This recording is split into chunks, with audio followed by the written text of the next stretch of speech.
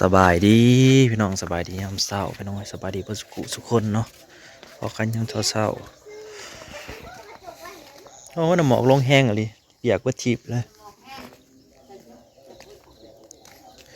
ตอนเช้าก็ตื่นมาให้ไม่เท่าเปียกผมให้เตรียมสิไปพ่อลำบ่ จะไปดอกนะสบายดีพี่น้องเพื่อผมให้หลานเบิ่งเจ้านั่งดีเด้อ ให้ทางนั้นน่ะแล้วทางนั้นน่ะ แล้วแล้วแล้ว เปียกกันแยกให้มันสำกันแบ่งให้มันสำกันคนละครึ่งคนนั้นคนโอ้ยผมเบิ่งจะกระแบ่งกำไว้ กำไว้สำกัน ผมเบิ่งกันกำไว้มันคนกัน คือเอาแต่เช้าแท้10 โมงเพื่อจักยามได้ เพื่อสิไป ก็ได้ในครู่เฮ็ดให้ในครู่บ่ได้เฮ็ดให้ป่ะ บอกบอกว่า บักช็อกโกแลตมันออกมาอย่างนี้โกโก้นี่ กูบอกว่า10 โมงแล้วมารวมกัน มาบักโกโก้มาแล้วค่าเกิบกูบอกฮะ มาเข่า บักโกโก้บนเอาเลยเพิ่นมันคนหลายคือ อาบน้ำให้รถยังโตเกาะอยู่คนหลาย จะสร้างอะไรไปน้องเลยถึงด้วยอยู่ผู้เดียวเด้นี่เขาเอาไปแล้วโหเพิ่น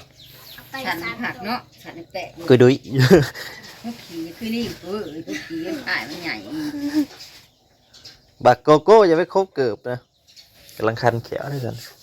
ก็ยังคันไข่เอา คนน้องนะจ้าคนน้อยจำหน่อยนั่นติมันทุ่มหน่อยมันก็สิบ่งามอะไรได้หรือยามันทุ่มหน่อยได้หรือ ให้ดังเนยมาเบิ่งดู แม่มาแล้ว แล้วนี่แหละ ยังเห็นยังหมดเลยนะ เช็ดเกือบเธอเช็ดพอดีเกลียวนะมันจะเกือบมึงได้ฮะว้าตุ้มสิขันมึงมันคือมาคอกีบแท้ มองบาดมันไม่เจอมัดนะมันมากินเลือด เพนแลนใส่แม่เพิ่นแล้ว มีตัวหยอกวัน กินแตะสร้างขนาดกระดุยเอาไว้โตงามกว่าหมู่เลยพี่น้องเอ้ยคนนุยๆซื้อแบบไงคะติ ปักเหนียวอีกปักโกโก้ยังไง โกโก้ ซื้อโกโก้ได้ซื้อมาหน่อยครับโอ้เธอเพี่เสือเธอวัน ทำกันเนาะสวัสดีป่าลูก เพิ่นนอนว่าแม่นเสียงรถจักรหรือเสียงบร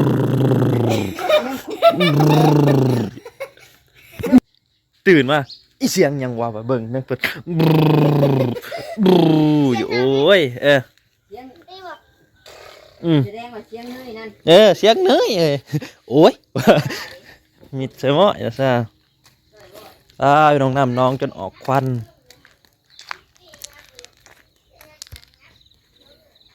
เดี๋ยวก็ตักบะกันหนังมาเห็นว่าได้ขอใช่ไหมเนี่ยนี่ก็ขนอยู่นี่ลายมันระบหนาวมันมีเสือหนาวมันบนหนาวตีบก็นี่ พี่เสือกันหนาว ลองดู ไม่บนหนาว ทุ่งเท้าไปได้มันใส่ทุ่งเท้าได้พี่น้องลองดูนะทุ่งเท้าเบิร์ด4 ตีนเลยทุ่งเท้าเอาโกโก้เพิ่น ไม่ทราบหูเด้อจ้าไปก่อนยิ้มยักนี่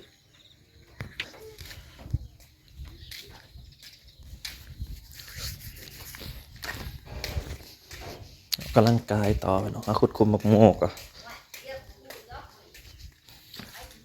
โจกเข้าบ่ได้เอามาติ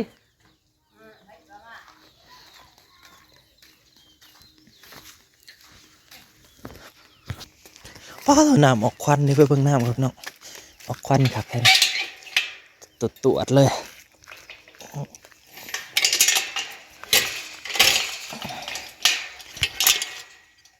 กระเจิดครับหลอกไว้ได้กลางคืนอยู่นี่หน่อยไผ่หลวงน้ำออกควันบ่เนี่ยปอดตัว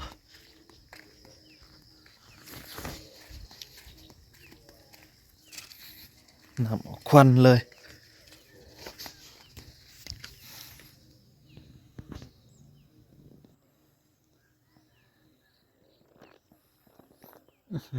ควัน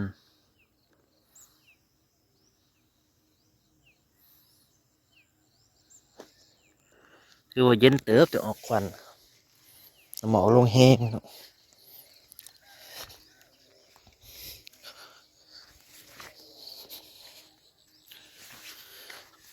พี่ใหญ่เอ็นว่ามาไหวพี่ก่อนอย่ามันลงกลางป่าปล่อยเทิงไว้เดี๋ยวนี้พี่น้องปล่อยแท้แรงว่านเนี่ยยังไม่ทันลงลมบนยังมีอยู่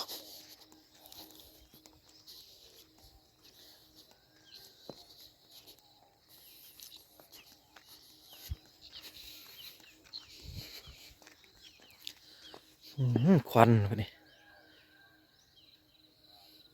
อายขึ้นเหนือ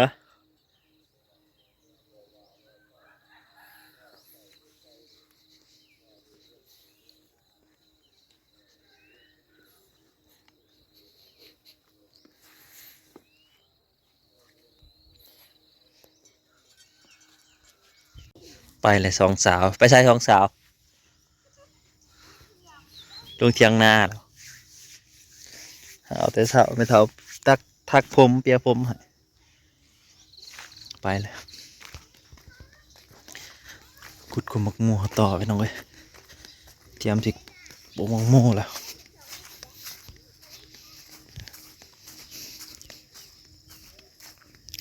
หมอกลงอันนี้มันกระคักแล้วคนปลูกมักมู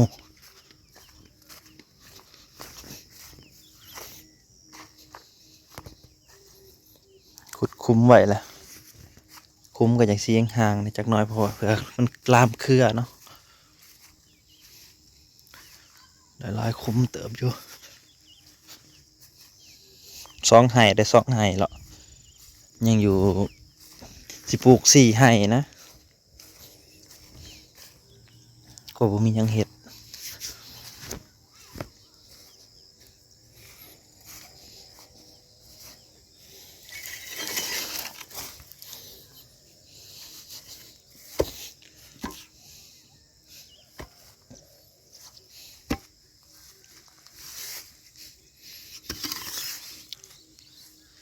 ขุดคุ้มพี่น้องเอ้ย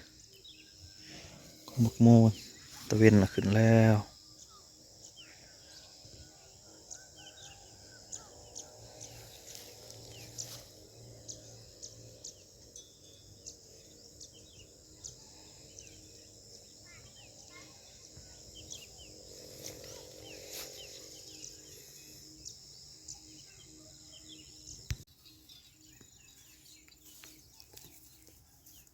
เริ่มคุดแล้วสบายดีย่ำเสาเด้อพี่น้องทั้งก่อนคุดให้ใหม่ วิกระนาวอยู่เพื่อคุณมาเริ่มหอดจะว่าเย็นไปเจาะ น้ำหมอกลงบ่ ลงแห้งกับรีมโม่ก็สุดจริงนะ ผู้ได้ปลูกก่อนเนาะ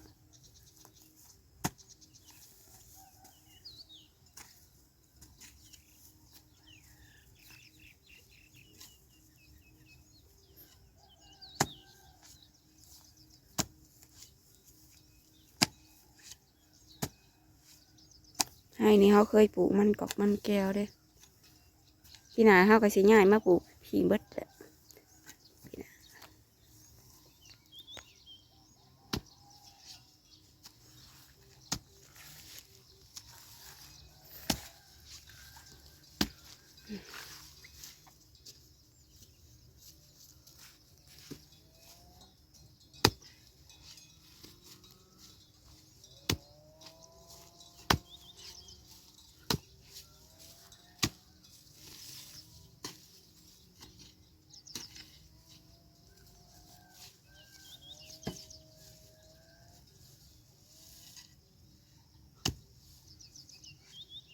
ยับเข้ามา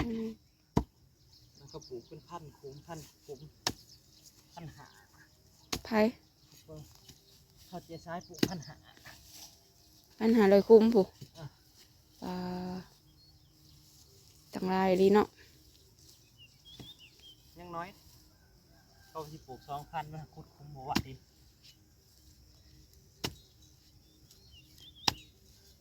เลยลงพันหาบ่แม่นลงเม็ดแล้วบ่ลงอันนั้นแล้วบ่มันเป็นเครือแล้วบ่ตอนนี้ จะเหลือเป็นต้น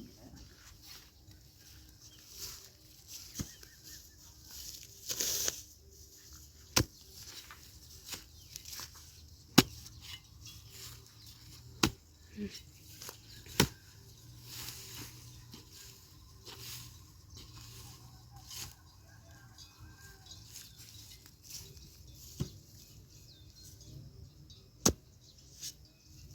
ดุอยู่ว่าดินยังอ่อนอยู่เนาะมันไก่น้องแค่นี้มันซุ่ม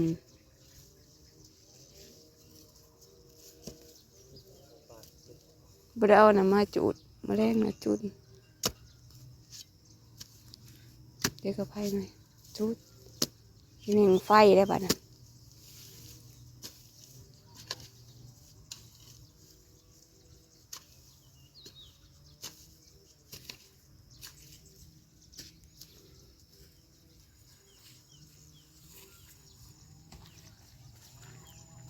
มือนะ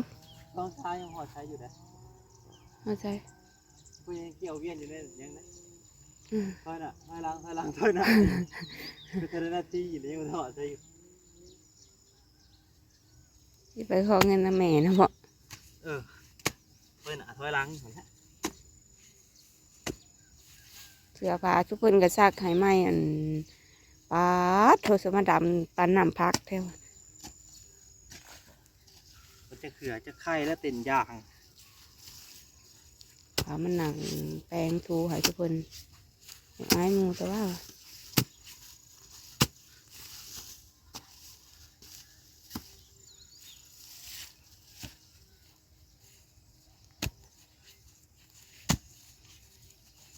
ยังบ่ได้ไปหอดใจเลยยังจีบสาวอยู่ฮะ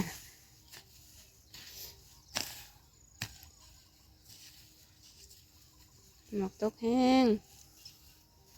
ของเฮาหรือว่าสิได้จักอันบ่ฮอดร้อยค่ะบ่จ๊ะ ฮะ ได้จักคุ้มจ้ะวะ สองไห้เขาก็ได้100 ปลายแล้ว อืม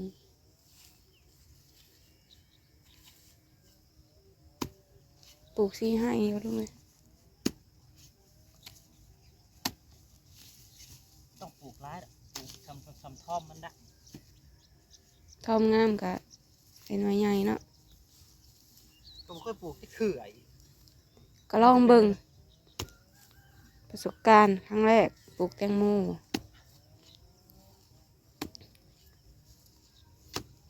เจ้ามูกับขั้นอันนั้นก็ดูแลเนี่ยได้แล้วก็เล่นยาลีได้แตงโมนี่ ต้องเบิ่งเขาขนาดเขาพูดไงยังไงนะคะพอห้ามไปสื่ออันในแตงโมก่อน ในก็บ่ได้ถืออยู่ในแตงโมนี่400-500 700ฟองหนึ่ง อืม